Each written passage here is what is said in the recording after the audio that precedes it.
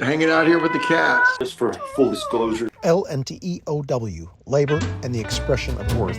Together, we are discovering our common work, common stories, and common love.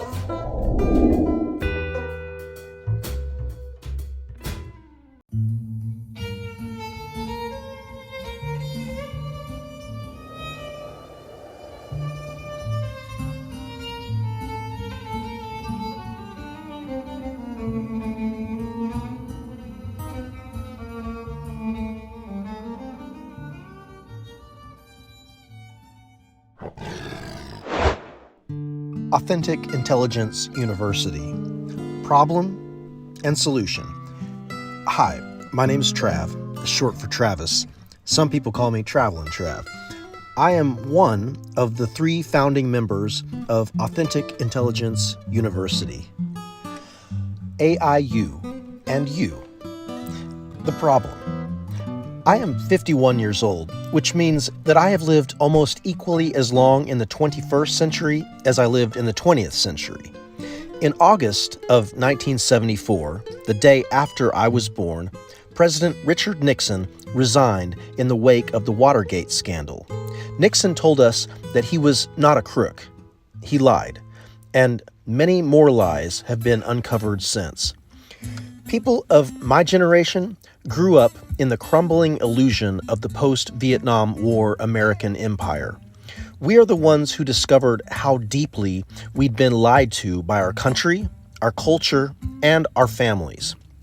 And because we were so injured by the sin we were born into, we discovered young that we had to take responsibility for how we had lied to ourselves. I can only be honest with you insofar as I am honest with myself. My generation are children of the baby boomers. We grew up watching reels of photographic evidence that showed us the fallen nature of the human heart. Evidence that showed us just how lacking human intelligence can be in both love and authenticity. When we were born, the world was still trembling from the atrocities of World War II, and our parents were struggling deeply to teach their children well. In silent black and white, we saw those Jewish crematorium camps in Germany and the nuclear weapons which vaporized, burned, and irradiated vast civilian populations in Japan. In elementary school and on PBS television, we learned about the horrors of African slavery and the genocide and re-education of the Native American people. We were taught about the Civil Rights Movement and the assassination of Martin Luther King Jr., Bobby Kennedy, and Malcolm X. And somewhere along the way, we heard about Mahatma Gandhi and how he helped liberate his people from British imperialism. Many of our historical narratives are still being debunked and rewritten. Those histories which we came to understand had been written by the victors. We got this feeling that something had gone terribly wrong in our world, and we knew that there were a few people who were trying to make it right. We wanted to be one of those people, but we discovered it wasn't as easy as watching a documentary film, picking a side, and pointing a finger. And being a better person wasn't as easy as making a vow to be better than our fathers. We had a lot of personal shadow work to do. And we were faced with our shadow from a young age. Now, we are not so sure about prehistory either. The fossil record does not tell us the story that Darwinism predicted. Materialism, atheism, and nihilism, we discovered, are very difficult religions to follow. Academic archaeology is confounded by the fact that our modern technology still cannot reconstruct many of the ancient structures we found. Capitalism, it's the selfish expression of a wounded child. Communism and socialism are the idyllic dreams of Marx's disillusioned heart. Feminism, combined with all our efforts to be the sensitive men that women said they needed, left more than a few of us men gutted. All the ideologies and religions failed us just as much as we failed them. In the last 25 years especially, Many of the historical narratives and ideologies that have withstood are now in question. The lies and propaganda surrounding 9/11 became yet another marker for many of us. And after that, the COVID lies showed many of us that the deep state oligarchy appears to have malevolent plans to control, weaken, and enslave the masses of humanity. Now, it appears clear to many of us that the entire world is run by a deep state which can be described in terms of the United States' genocidal ties to Israel, human sex trafficking, and blackmail. Division along red and blue party lines is just one of the many ways that the oligarchs would like to cause division among we, the people. We ran from the red church, we ran from the blue church, we ran from the I church and the U church. Conservatism left us empty. Liberalism lacked guts. And we discovered a legalistic self-righteousness on both sides of the aisle. We also discovered that any so-called spirit practice, which separates us from God and from one another, has to go. The I church, you church, separating us from one another. Disney owns Luke Skywalker, and the religion that we call Christianity is an invention of the archetypal empire, which is not to say that we cannot still follow in the way of Christ. Thank God. Most recently, we have been flooded with online content created by AI and distributed to us by our corporate overlords for the purpose of weakening us further and reinforcing our consumer dependency. We hardly know what is real anymore. What can we know, and how do we come to know it? A technocracy looms over us now as AI pre-crime surveillance systems are being rolled out for our protection through companies like Palantir. If we'd like, we can allow AI to write our books for us, record our music for us, plan our day, and plan our businesses for us. Where is our creative spirit? What is authentic intelligence? We will most assuredly be surveilled on every corner and in every building and intimidated by soulless AI police drones if we do not stand up for ourselves soon. We are told that if we are not using AI, that we are falling behind. Globally, our governments are in an AI and robotics race for world domination. And some of us are considering the possibility that since AI is so much smarter than us, that human teachers may no longer be necessary. I disagree. I do not consent to the government that I see over us. This, after having taken 3 separate oaths to uphold the Constitution of the United States. This, after having sung the national anthem at my police academy graduation ceremony. I was born a victim. I was scapegoated in a family who knew no better. I was belittled.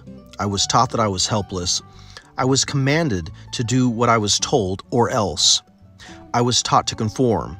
Just as the federal government did their best to demonize Edward Snowden for informing the public of illegal surveillance, and just as Julian Assange was imprisoned for exposing illegal actions of the industrial war machine, I am powerless over all of this. I am powerless except for the prayers that I can pray, the stories I can tell, the music I can make, and the communities which I can build and participate in. I am powerful only as I turn my heart toward our Creator, who is more powerful than all the lies.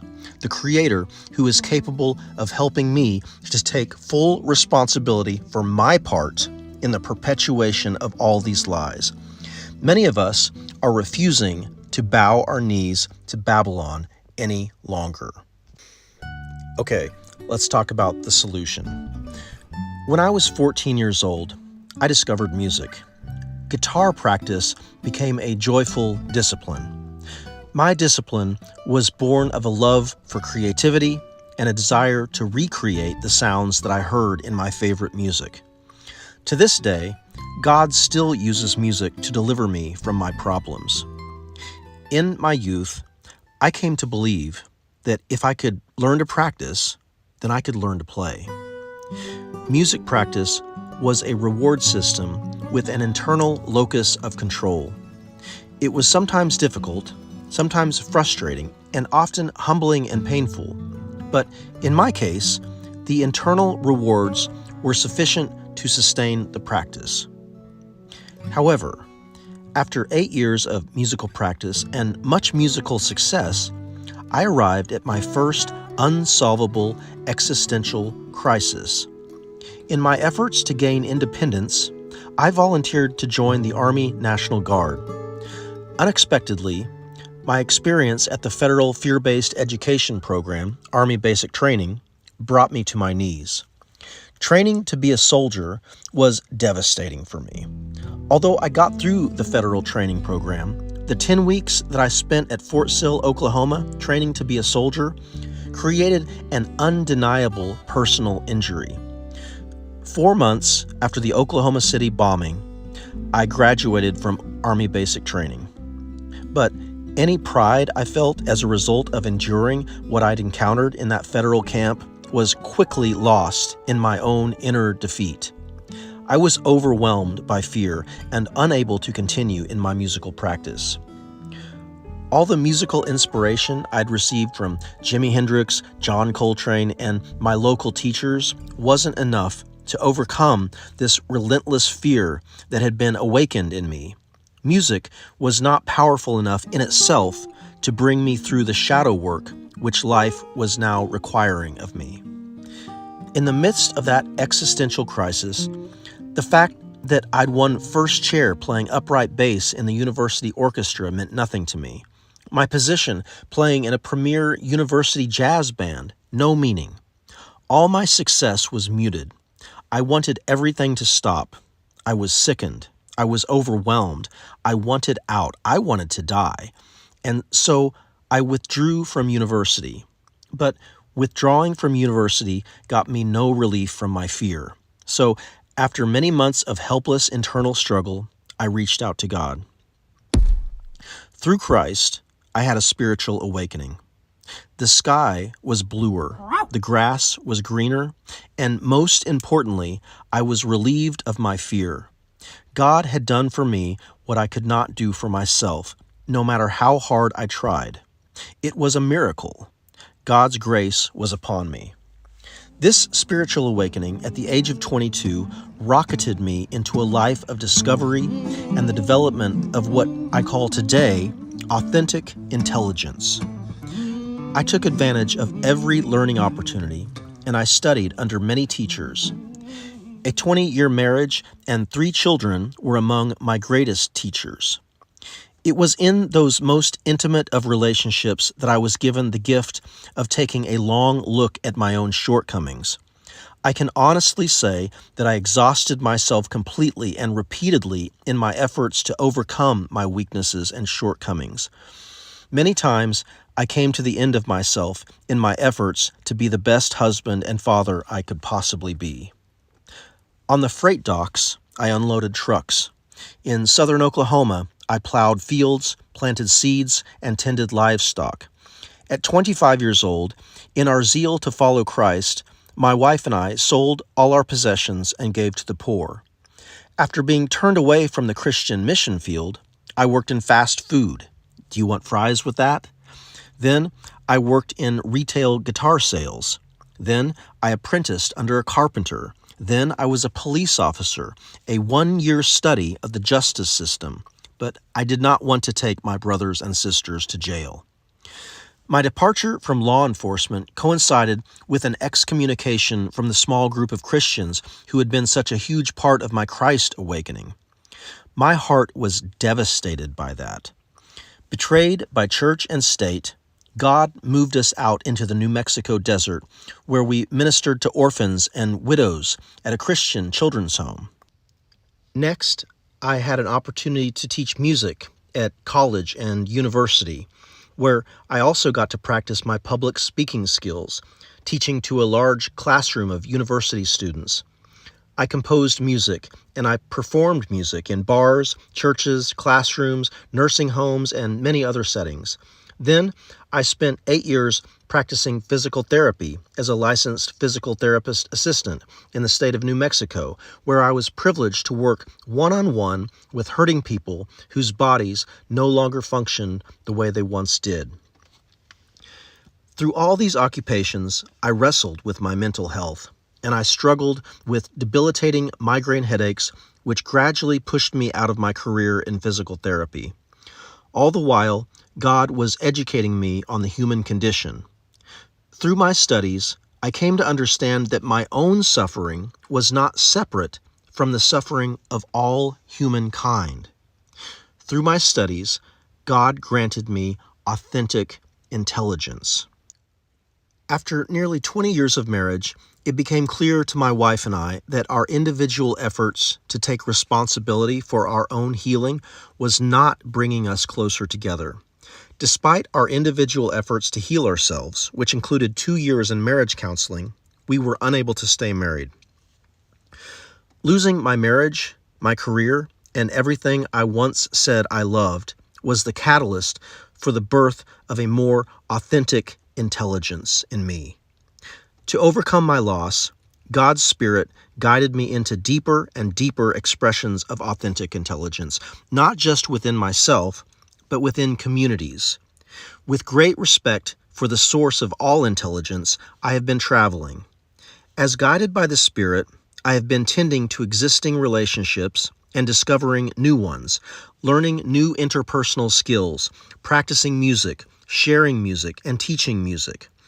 I have been creating online content under the name of Travel and Trav, honing my writing skills, video production skills, and developing a greater sense of humor around it all.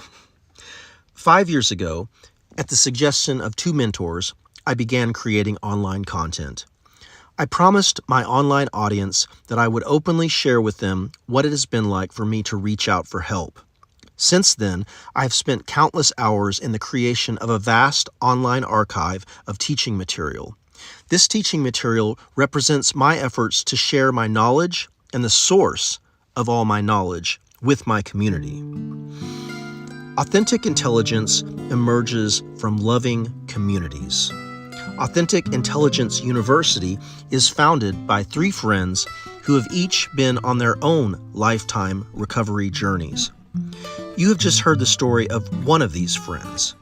Together, the founding members of AIU have been discovering their common work, their common stories, and their common love.